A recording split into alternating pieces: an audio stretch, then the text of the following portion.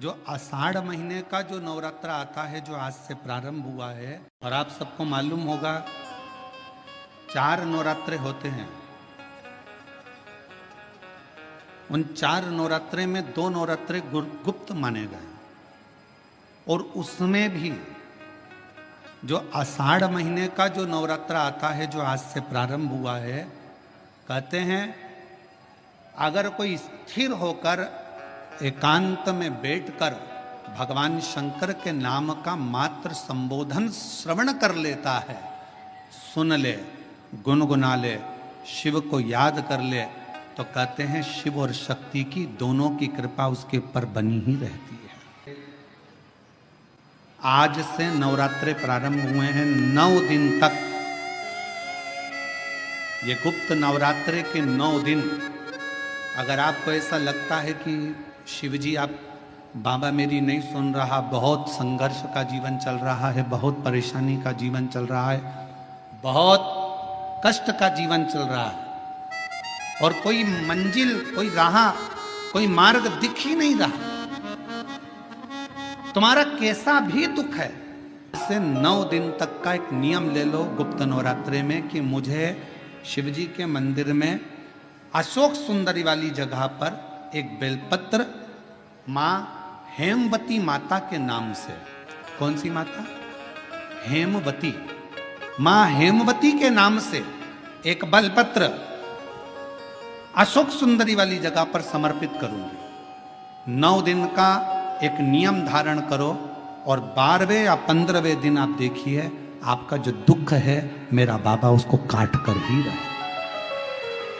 गुप्त नवरात्रे जो आज से प्रारंभ हुए हैं, गुप्त नवरात्रे जो आषाढ़ महीने का ये गुप्त नवरात्रा है, इस नवरात्रे में हेमवती माता का स्मरण करना, एक बेलपत्र का पूजन करना, या एक बेलपत्र के वृक्ष के नीचे आप 9 दिन तक भी, अगर मंदिर तक भी नहीं जा सकते, मंदिर में आप बेलपत्र रखने नहीं जा सकते, तो आपके घर के आंगन में, द्वारे पर, बगीचे में, आपके घर के पास अगर कोई बेलपत्र का पौधा है, वृक्ष है, उस बेलपत्र के वृक्ष के सामने एक बेलपत्र का पत्ता रखकर भी अगर आप उस पर जल चढ़ा रहे हैं या पूजन कर रहे हैं हेमवती माता के नाम से, तो उसका फल आपको मिलेगा। और मान लो बेलपत्र का वृक्ष भी नहीं है, हम मंदिर भी नहीं जा सकते, हम कहीं नहीं जा सकते, घर से बाहर कैसे निकलें, पानी तेज है, जलवृष्टि हो रही है, बहुत सा पानी है, तो क्या करें? अपने घर में जो शिवलिंग है, तुम्हारे घर में अगर जो शिवलिंग है, तुम्हारे घर में जो शिवलिंग विराजमान है, उसी शिवलिंग के साक्षी में, सम्मुख में भी अगर हेमवती माता का नाम लेकर अगर एक बेलपत्र समर्पित करोगे 9 दिवस तक, तो उसका फल मिलेगा जरूर, उसका फल मिलेगा। फिर से बोलो, कौन माता? हेमवती। कौन है ये? शिव महापुराण की कथा कहती है, जब माता पार्वती जी हिमालय राज के घर में प्रगटी और हिमालयों की कंदरा में बैठकर मां पार्वती जी तप साधना में लीन हुई, जितनी परीक्षा भगवान शंकर ले सकते थे, शिवजी ने सारी परीक्षा ली। ब्रह्मदेव परीक्षा लेने आए, भगवान नारायण परीक्षा लेने आए, इंद्रदेव आए, सप्तऋषि आए, सारे साधु संतों को परीक्षा लेने भेजा, पर मां उन परीक्षाओं में पास होती चली गई। तब भगवान शंकर ने दर्शन देकर कहा, पार्वती आज से तुम्हारा नाम हेमवती रहेगा। सुनो पार्वती, तुम्हारे इस नाम की आराधना जो तुम्हारे गुप्त स्वरूप में करेगा, उसको मनवांछित फल की प्राप्ति हो जाएगी। और शिव शक्ति की खूब आराधना करो, भगवान शंकर और पार्वती की खूब साधना करो, शिव पार्वती का भजन करो, शिव पार्वती का स्मरण करो, शिव पार्वती की भक्ति करो, मंत्र जाप करो, नाम जाप करो, कीर्तन करो, आराधना करो, साधना करो, वो फल देते हैं। आराधना साधना माँ अम्बा जगदम्बा की भी शिव के साथ। नवरात्रे में यदि प्रेमवश, नवरात्रे में अगर माँ जगतजननी जगदम्बा का, अम्बा का दर्शन करने के लिए माता रानी के मंदिर तक जा रहे हो, तो एक पुष्प की 9 पंखुड़ियां जरूर लेकर जाओ, या 9 पुष्प लेकर। और वो भी नहीं कर सकते, अपने घर में माँ जगत जननी को 9 चावल के दाने लाल चंदन में कर कर अर्पित करो। माँ को रिझाओ, देवी को रिझाओ। और शंकर की जितनी आराधना कर सकते हो, श्री शिवाय नमस्तुभ्यं। जैसे माताएं कहती हैं हम नवरात्र में माता जी का व्रत रख रहे हैं, हम नवरात्र में ये उपासना कर रहे हैं, हम नवरात्र में माता की ज्योत खड़ी कर रहे हैं, हम नवरात्र में माता का अनुष्ठान। बिल्कुल करो, अनुष्ठान करना जरूरी है। आप व्रत करती हो जरूर करो, आप साधना करती हो, आपके घर में जैसा होता है वैसा करो, आपके घर में जो होता है वो करो। पर साथ में नवरात्र में यदि प्रेमवश नवरात्र में अगर माँ जगतजननी जगदम्बा का अम्बा का दर्शन करने के लिए माता रानी के मंदिर तक जा रहे हो तो एक पुष्प की 9 पंखड़ियां जरूर लेकर जाओ, या 9 पुष्प लेकर। और वो भी नहीं कर सकते, अपने घर में माँ जगत जननी को 9 चावल के दाने लाल चंदन में कर कर अर्पित करो। माँ को रिझाओ, देवी को रिझाओ, और शंकर की जितनी आराधना कर सकते हो, श्री शिवाय नमस्तुभ्यं। के ऊपर जब जब श्रीफल रखाता है, नारियल रखाता है, तो उस पर 5 बार 7 बार मोली नहीं लपेटी जाएगी, तो 9 ही बार लपेटी जाएगी। 5 या 7 बार लपेटते हैं तो कहते हैं कि लक्ष्मी की छिन्नता होती। जिसके यहाँ दिया अखंड जलाया जाता है, अगर वो दिए की दिए की बाती अगर दक्षिण दिशा की होती है तो उसके घर में साल भर में एक घात जरूर होती है। जो दिया अखंड जलता है उसकी बाती का मुख दक्षिण का नहीं होना चाहिए। अगर आपने देवी भागवत का स्मरण करा हो, देवी भागवत को अगर सुना हो, तो देवी भागवत में स्पष्ट किया गया कि पूर्व की ओर मुख करा हुआ दिया, अर्थात पूर्व की ओर ज्योत जो जलाई जाती है वो संपदा की वृद्धि करती है। पश्चिम की ओर मुख कर जो ज्योत लगाई जाती है महाराज, वो बेबहू को देती है। और उत्तर की ओर जो मुख कर ज्योत जलाई जाती है, उत्तर की ओर जो ज्योत का मुख रहता है वो आयु की वृद्धि करती है। कुमार के नवरात्रे हो, हर नवरात्रे में आप एक विशेष ध्यान रखें, प्रत्येक नवरात्रे में, कि हमें शंकर भगवान के शिवलिंग की पूजन करना। और एक और बात समझ लें, 2 शिवलिंग का निर्माण नहीं भी कर सकते हैं तो एक शिवलिंग का निर्माण करें और उस शिवलिंग के पास में ही एक छोटा सा मिट्टी का ढेला रखकर मां जगतजननी जगदम्बा का भी पूजन कर सकते हैं। आपको नहीं बनाना 2 शिवलिंग, तो एक शिवलिंग, एक मिट्टी का थोड़ा सा। ऐसा नहीं है कि मेरी माता दुर्गा भवानी पिंडी के रूप में नहीं पूजाती है। अगर मेरी माता पिंडी के रूप में नहीं पूजाती तो वैष्णो देवी में 3 पिंडियां विराजमान नहीं हो पाती। शंकर की आराधना करने से नवरात्र में शक्ति का बल बढ़ता।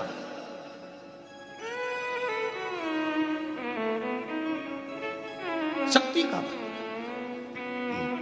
क्यों गुरुजी, नवरात्र में शंकर जी की आराधना क्यों करना चाहिए? हमने कहा अगर माता रानी से जो मांगना है तुम्हें, अगर तुमने नवरात्रे में शिव जी की आराधना करिए, शंकर की कथा सुनिए, शंकर की आराधना करिए, शिव स्तुति करिए, शंकर को 1 लोटा जल चढ़ाया, मां आद्य शक्ति तुम्हारे पर कृपा करेगी। क्यों? क्योंकि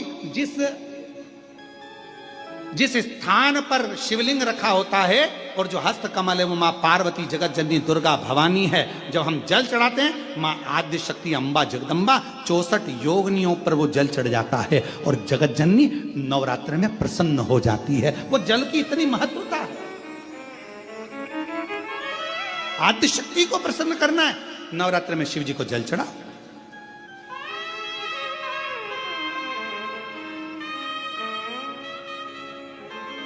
कोई बेटा बेटी है, कोई एग्जाम दे रहे हैं, कंपटीशन एग्जाम में बैठ रहे हैं, सर्विस के लिए जा रहे हैं, नौकरी के लिए जा रहे हैं, नौकरी नहीं लग रही है, हम कहेंगे लाल पुष्प की पत्तियों को प्रत्येक किसी भी नवरात्रि के अंदर, नवरात्रि के अंतर्गत 9 दिन का तुम नियम बना लो। जैसे कई माताओं का नियम रहता है, मेरा व्रत है, मैं दूध पर 1 गिलास दूध पर व्रत करूंगी, मैं नंगे पैर चलूंगी, मैं ये व्रत करूंगी, मैं वो व्रत करूंगी। मैं बेटा बेटियों से कहूंगा, नवयुवक बच्चों से कहूंगा, अगर आप कंपटीशन एग्जाम में बैठ रहे हो, अपनी पूरी मेहनत करो, पूरा परिश्रम करो, रात दिन एक करो और लगे रहो। और 9 दिन तक नवरात्रि में 9 लाल फूल की 9 पंखड़ियां या 9 कोई भी चावल लाल कलर में कर कर, कुंकू में कर कर, अगर माँ जगत जननी के मंदिर में नहीं जा सकते, माँ भीड़ रहे, तो शिवलिंग शिवलिंग की जो जलाधारी है, जहां पानी गोल घूमता है, इस जलाधारी पर कहीं पर भी नवरात्रे में 9 दिन तक या तो लाल फूल की पंखड़ी 9 या 9 चावल के दाने लाल कलर कर कुंकुम में, लाल चंदन में उस स्थान पर चढ़ाना प्रारंभ करो। 9 दिन के बाद तुम्हें 15 दिन और निकलेंगे, उसके बाद तुम्हें खुद लगेगा कि तुम्हारी जॉब, तुम्हारी नौकरी तुम्हारा बाबा ने लगाया है। शक्ति का बल, परिश्रम जरूर करना, मेहनत जरूर करना, रात दिन पढ़ाई एक साथ करना और अपने परिश्रम को नहीं छोड़ना। मेहनत जरूर करो पर साथ में ये प्रयोग भी करो नवरात्रि का। देखो शिव और शक्ति का बल तुम्हें प्रसन्नता देता है कि नहीं देता। शिव शक्ति का बल हमें प्रसन्नता देता है कि नहीं देता।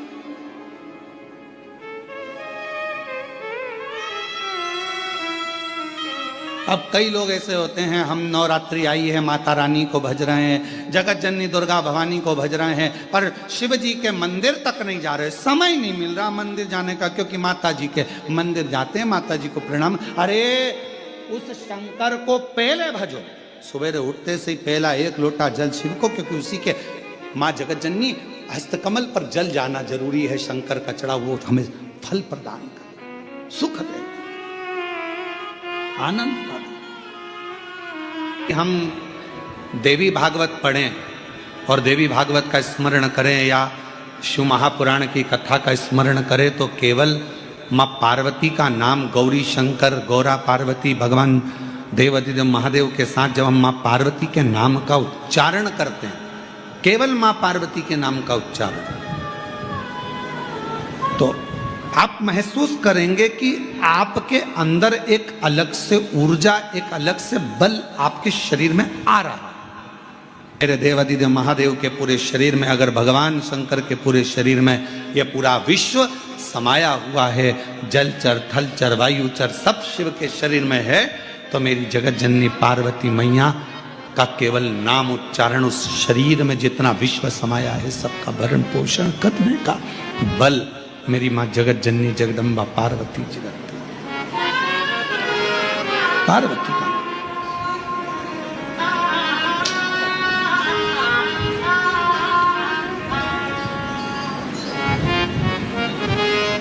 4 नवरात्रे होते हैं। कितने? 4। 2 नवरात्रे गुप्त होते हैं, 2 नवरात्रे तुम्हारे सामने आते हैं, एक चैत्रीय, एक शरद। ये श्राद्ध विराम हो जाएगा, फिर नवरात्रे प्रारंभ हो जाएंगे, शरदीय नवरात्रे प्रारंभ। क्या केवल 4 नवरात्रे क्यों? मां जगत जननी की आराधना 4 बार 4 नवरात्रे के रूप में क्यों होती है? हमारा बचपन, हमारी जवानी, हमारी अधेड़ी और हमारा बुढ़ापा, 4 अवस्था में यह नवरात्रे की जो साधना होती है, नवरात्रे में जो आराधना होती है, जो नवरात्रे में माँ आद्य शक्ति दुर्गा भवानी माँ पार्वती की पूजन होती है, माँ गोरा के रूप में, चंद्रघंटा के रूप में, स्कंद के रूप में, कुष्मांडा के रूप में, माँ कात्यायनी के रूप में, माँ कालरात्रि के रूप में, जब हम माँ आद्य शक्ति की आराधना करते हैं तो वो नवरात्रे हमारे शरीर को एक ऊर्जा देते हैं, एक एनर्जी देते हैं, एक बल देते हैं।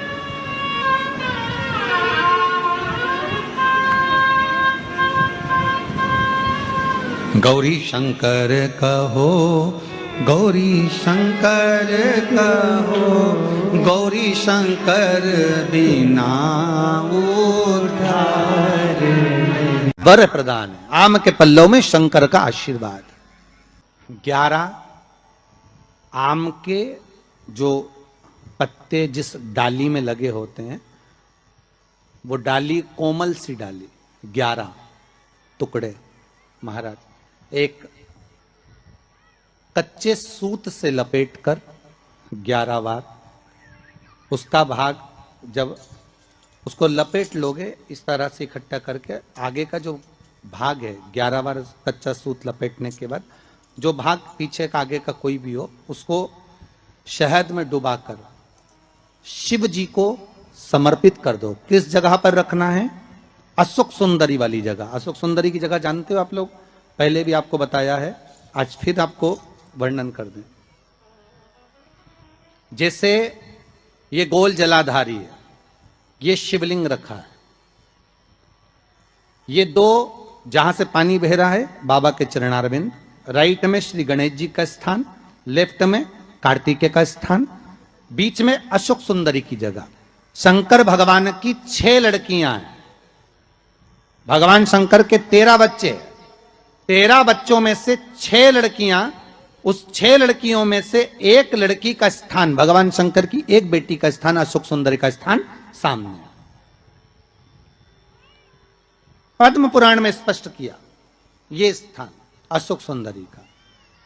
शंकर भगवान की जलाधारी में पार्वती जी का हस्तकमल, ऊपर से जो एक एक बूंद पानी गिरता है, ये शंकर भगवान की 5 लड़कियों का स्थान है। जया, विषहरा, शामरी बारी, दौतली और देव। शंकर भगवान की 5 लड़कियां भगवान शंकर के मस्तक पे जल की धार गिरा रही हैं। बीच में जो अशोक सुंदरी का स्थान है महाराज, उस जगह पर शहद का मुख, जो शहद आपने भिंगोया है, उस शहद का मुख शंकर जी की ओर कर कर इसी में इन्हीं नवरात्रि में शंकर भगवान के उस अशोक सुंदरी की जगह पर शहद का भाग शिव जी की ओर रख दें। महाराज अगर घर में संपदा की कमी हो या कोई पैसा खा गया हो, रुपया नहीं दे रहा हो, पैसा अटक गया हो, तो उस शहद को शिव जी की ओर मुख कर कर उस आम के पल्लव की जो डंडी है उसको 11 डंडी को वहां रख दीजिए और उससे अपनी कामना कर कर आ जाइए। हो सके उस शहद में से थोड़ा सा शहद किसी रुमाल पर, किसी कपड़े में लगाकर उसको रख लीजिए। जिस व्यक्ति से पैसे लेना है, जिस व्यक्ति से पैसे मांग रहे हो, उससे एक बार जाकर मिल लीजिए, एक बार उसको खबर कर दीजिए। बाबा चाहेगा भोलेनाथ तो नवरात्रि में ही पैसा वापिस आ जाएगा, अगर शिव कृपा कर दे। ये बाबा की करुणा। आम का पल्लव कोई साधारण नहीं जिसको कलश के ऊपर रखा जाता है, शिव की कृपा। जिस आम के पेड़ पर स्वयं कामदेव चढ़कर भगवान शंकर के तीसरे नेत्र द्वारा जलकर भस्म हो जाते हैं, वो आम का पेड़ साधारण नहीं हो सकता।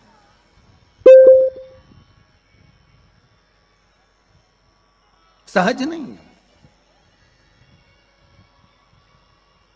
और वैसे भी शिव शिव है। घर में ज्यादा रोग हो, बीमारी हो, ज्यादा तकलीफें आ रही हो, कष्ट बढ़ रहा हो, बीमारियां बढ़ रही हो, या भय लग रहा हो, डर लग रहा हो, हृदय चित्त में कहीं ना कहीं आपको भय का भान हो रहा हो, तो एक लोटा पानी एक कलश में जल भर कर रख लीजिए और रात भर उसको रखे रहने दो। नवरात्र चल रहा है, उस कलश को रात भर रखकर सुबह सुबह उस कलश में एक बेलपत्र डालकर उस जल को नीम के पेड़ के नीचे, जहां चैत्री नवरात्रि में नीम के पेड़ के नीचे सारी विद्याएं, आद्य शक्तियां, सारी देवी उस नीम के पेड़ के नीचे विराजमान रहती हैं। उस कलश में एक बेलपत्र डालकर रात भर रखकर उस जल को पूरे घर में घुमाकर उस नीम के पेड़ के नीचे समर्पित कर दीजिए। महाराज घर में भय लगना बंद हो जाएगा, कोई बड़ी बीमारी आपको घेरेगी नहीं और उस बीमारी से, उस रोग से आप मुक्त रहेंगे। उस बीमारी से, उस रोग से आप मुक्त पाएंगे। वो बीमारी आपको घेर नहीं। विश्वनाथ को कुछ नहीं चाहिए, मेरे शंकर को चाहिए क्या? अगर आपके जीवन में ऐसा लगे कि बहुत बड़ी बीमारी आ गई और आपके घर का व्यक्ति वेंटिलेटर पर पड़ा हुआ है, तो शमी के वृक्ष के फूल ले आओ 7, और शमी के वृक्ष के 7 फूल लाकर एक एक फूल शंकर भगवान को श्री शिवाय नमस्तुभ्यम कहकर उस व्यक्ति के लिए जो पड़ा हुआ है, अंतिम सांसें गिन रहा है, जिसको अटैक आ गया, अंतिम सांसों में जो गिन रहा है, उसके नाम से भगवान शंकर पर चढ़ाना प्रारंभ कर दो। मात्र 7 पुष्प, उस शमी के वृक्ष के 7 पुष्प आप शिव को समर्पित करिए, उसका नाम और गोत्र बोलकर, और भगवान शंकर का मूल मंत्र श्री शिवाय, जम के बोलिए श्री शिवाय नमस्तुभ्यम बोलकर एक एक शमी का फूल शंकर पर चढ़ाना प्रारंभ कर दो। फिर आगे वो विश्वनाथ की मर्जी है, वो प्राण कैसे लेकर वापिस आता है, उस काल से छुड़ाकर महाकाल कैसे लाता है, ये वो जाने। आपका फर्ज केवल आप अदा करिए। जब अंत में डॉक्टर भी हार जाते हैं, जब अंत में डॉक्टर भी कह देते हैं कि अब हमारे बस का नहीं है, अब तो उस परमात्मा के हाथ में, मतलब डॉक्टर को भी मालूम है कि एक और डॉक्टर बैठा हुआ, एक डॉक्टर और है, वो बस वो थोड़ा सा दूर तो रहता है, और करीब भी बहुत है। कई लोग कहते हैं गुरुजी वो कैलाश पर रहता है बहुत, तो उनको बुलाएंगे तो आएंगे। हमने कहा कैलाश पर तो रहता ही नहीं है, जहाँ भक्त है वहाँ भगवान है, वो दूर तो रहता ही नहीं। आप तो बस केवल उसको बुलाने का प्रयास करिए, आप दिल से बस उसको हाजिर, वो दिल से बुलाओ तो उसको। इसलिए देवी भागवत में लिखा है कि नवरात्रि में एक दिन, जैसे प्रतिपदा है, पहला दिन है तो एक कन्या का पूजन करो, द्वितीया है तो 2 कन्या का पूजन करो, तृतीया है तो 3 कन्या का पूजन करो, चतुर्थी है तो 4 कन्या का पूजन करो, पंचमी है 5 कन्या का पूजन करो, छठ है 6 कन्या का पूजन करो, सप्तमी है 7 कन्या का पूजन करो, अष्टमी है 8 कन्या का पूजन करो, नवमी है, जम के बोलो, 9 कन्याओं का पूजन करो।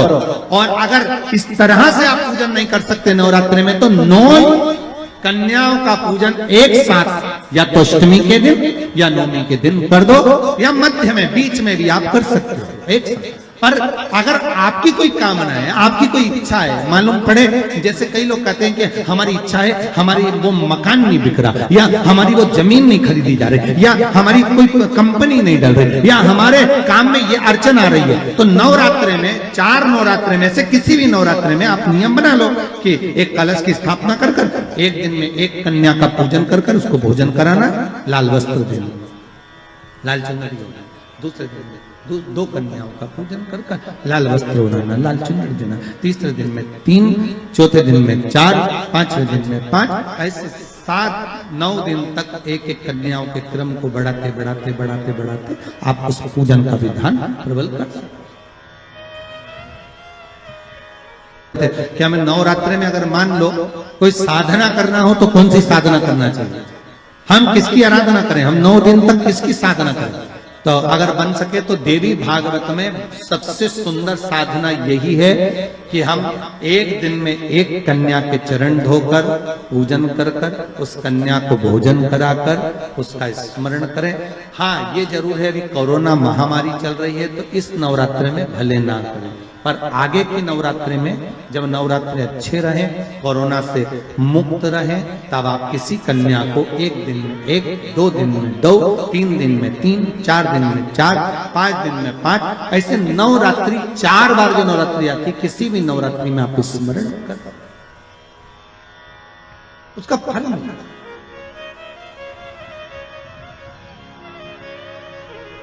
उसका फल होगा।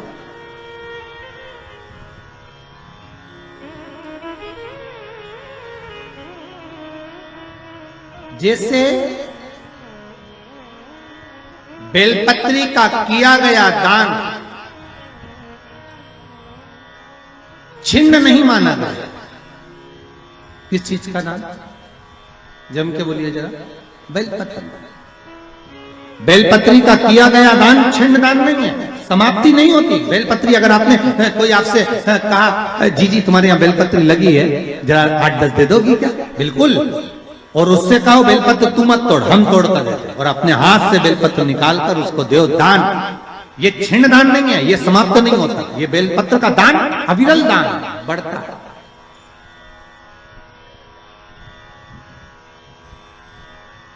सुख का भान करा, ये छिन्न होने वाला है। 2 गुप्त नवरात्रे होते हैं, थोड़ा ध्यान देंगे। 2 गुप्त नवरात्रे होते हैं। एक गुप्त नवरात्रा यही माघ के महीने में आता है। श्रृंगी ऋषि ने इस गुप्त नवरात्रे का बड़ा वर्णन किया। श्रृंगी बाबा ने इस गुप्त नवरात्रे के बारे में बहुत कुछ बताया, बहुत कुछ।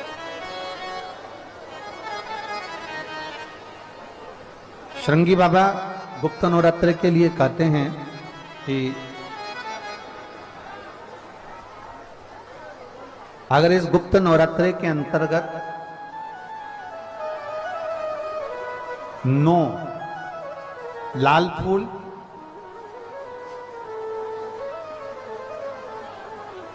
और 5 श्वेत पुष्प, ये दोनों, लोग कहते हैं गुप्त नवरात्रि में हम देवी की आराधना करें, गुप्त नवरात्रि में हम भगवान की आराधना करें, पर शिव महापुराण की कथा कर रही है, भगवान शंकर का चरित्र कथा है। अगर आपने देवी भागवत का स्मरण किया हो या भगवान शिव की एक पवित्र आनंदमय कथा स्कंद पुराण के काशी खंड में अगर सुनी हो या उसमें भी नहीं पढ़ पाए हो तो शंगी ऋषि के चरित्र में आता है, शंगी बाबा ने वर्णन किया है कि किसी भी स्थान पर, किसी भी स्थान पर यदि हमारे घर में 2 शिवलिंग है नहीं है तो किसी अपने घर के गमले में बगीचे में 2 पार्थिव लिंग का निर्माण करें।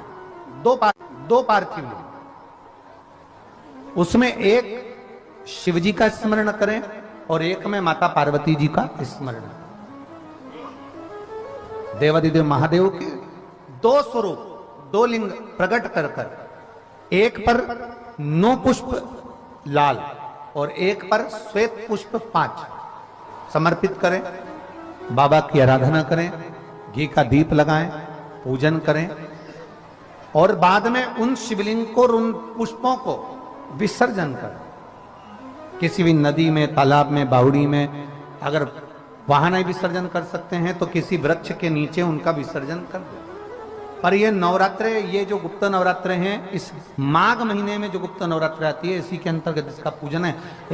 एक बार हमने पहले वर्णन किया था, जिसके यहाँ संतान नहीं होती उसके लिए भी पहले इस माघ महीने में जो गुप्त नवरात्रे आते हैं उसका स्मरण कराया था। कैलाशी अविनाशी है शिव तत्व का है। आप जिस भाव से आप भगवान को रिझाते हो, भगवान उस भाव से अपने भक्तों के करीब पहुंचता है। भक्तों के यमुना जी ने पार्थिव शिवलिंग का निर्माण किया।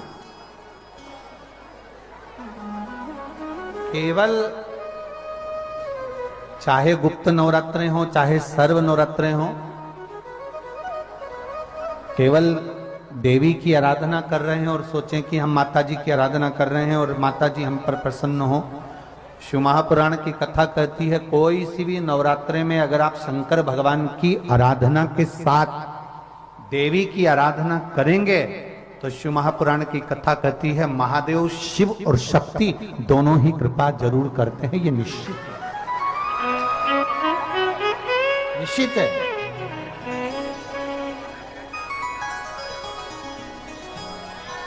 केवल एक शिव की आराधना कर लेना या शक्ति की आराधना कर लेना, हम शिव और शक्ति की दोनों की आराधना एक साथ करें। हम शिव और शक्ति की दोनों की आराधना और हम तो दिन भी मौका लग जाए, कभी नवरात्रे पड़े, चाहे गुप्त नवरात्रे हो चाहे संपूर्ण विश्व को ज्ञात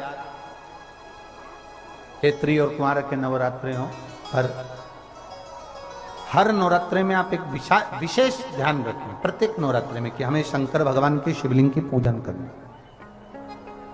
और एक और बात समझ लें, 2 शिवलिंग का निर्माण नहीं भी कर सकते हैं तो एक शिवलिंग का निर्माण करें और उस शिवलिंग के पास में ही एक छोटा सा मिट्टी का ढेला रखकर मां जगत जननी जगदम्बा का भी पूजन कर सकते। आपको नहीं बनाना 2 शिवलिंग, तो एक शिवलिंग एक मिट्टी का थोड़ा सा।